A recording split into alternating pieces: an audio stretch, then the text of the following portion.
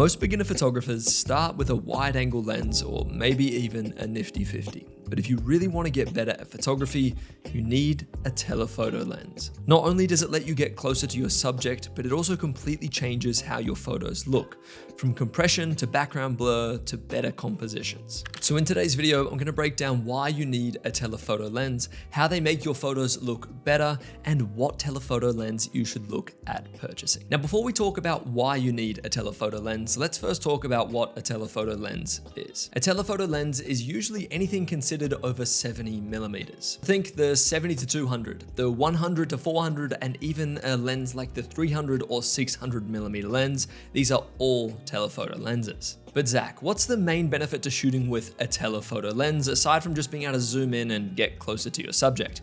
Well, to that, I would say it's lens compression. Lens compression helps you pull the background closer to your subject without having to crop your images like crazy. I find that in general, this just gives your images a little bit more of a polished, professional, and even cinematic look to your shots. So why will a telephoto lens level you up as a photographer almost instantly?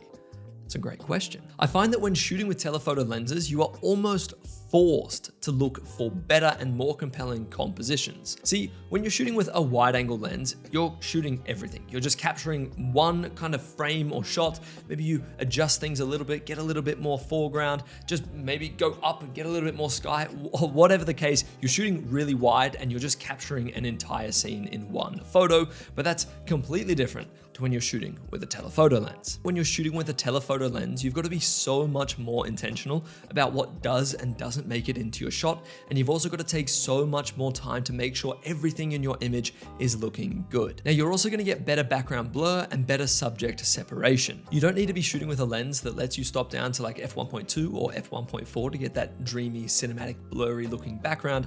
With a telephoto lens, you can get a very similar looking shot and feeling and background blur when you're shooting at f4, f5, and even f5.6. Now, this does sort of happen due to your subject naturally being further away from you and further away from your background, so keep that in mind. However, when you're shooting with a telephoto lens, you're able to shoot these subjects that are further away from you and your camera, and maybe as well have a further away background than you otherwise would be if you were shooting with a wide-angle lens. And of course, you pair this up with the lens compression that happens when you zoom in with your telephoto lens, and all of a sudden, you're getting a pretty good equation, a pretty good recipe, if you will, to some good looking images. I believe that a lot of people think that telephoto lenses are only really suitable and used for when you're shooting things like sports or wildlife or anything that's really far away that you can't get closer to.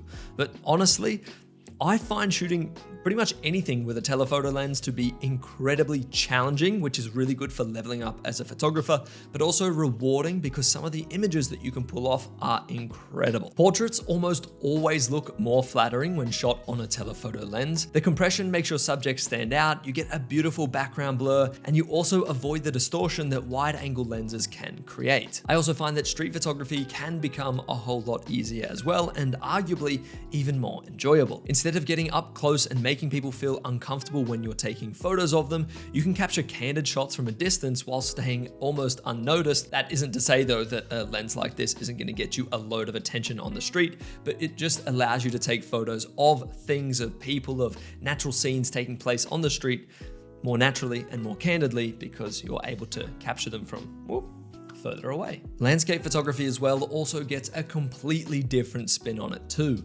I find that landscape photographers usually stick to the classics, the 16 to 35, maybe if you're shooting on a crop sensor camera, the 18 to 55 if you're just getting started, but shooting every landscape really wide gets really boring. Zooming in on multiple parts of a wide, expansive landscape lets you come home with so many more shots, and best of all, you're going to be coming home with photos that other people haven't captured because they've only kept their 16 to 35 on their camera the whole time and shot the same photo that everyone else has. But when you put this on the front of your camera, all of a sudden you get to snipe out the compositions that you want, and that's such a cool way to level up as a photographer. So if you're now convinced that you might need to pick yourself up a telephoto lens, what one should you get?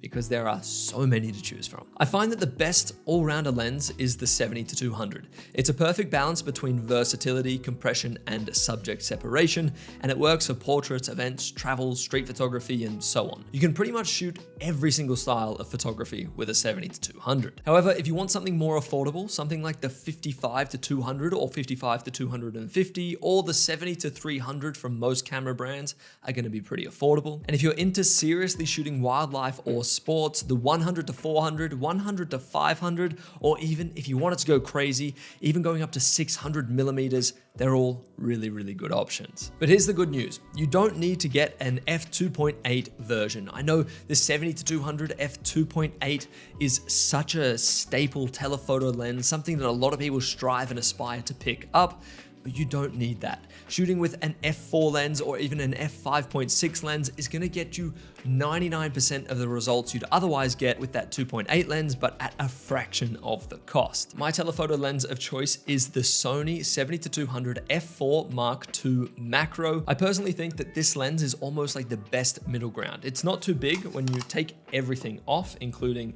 the little hood there, and also this, how's this coming off? Whoop, there we are. Also this little tripod collar. You get a lens that is about this big. It doesn't stand up in most camera bags. Usually you're gonna have to lay it down, but this gives me all the flexibility of going from 70-200. And of course, yes, I can only stop down to f4, but that's more than enough. The f2.8 version of this lens is far more expensive, it's bigger, and it weighs more, so I'm more than happy to call this guy my go-to telephoto lens. Oh, and by the way, I've got a Canon ND filter on this lens. Don't tell Sony about that. Anyway, guys, that is gonna wrap up today's video. If you shoot with a telephoto lens quite often, let me know what is one of the weirder things you shoot with a tele lens that you absolutely love shooting with your tele lens that gets you incredible results. And it also might help a few photographers out reading the comments down below. Anyway, guys, if you're new around here, subscribe would mean the absolute world, and I'll catch you in the next one. Peace.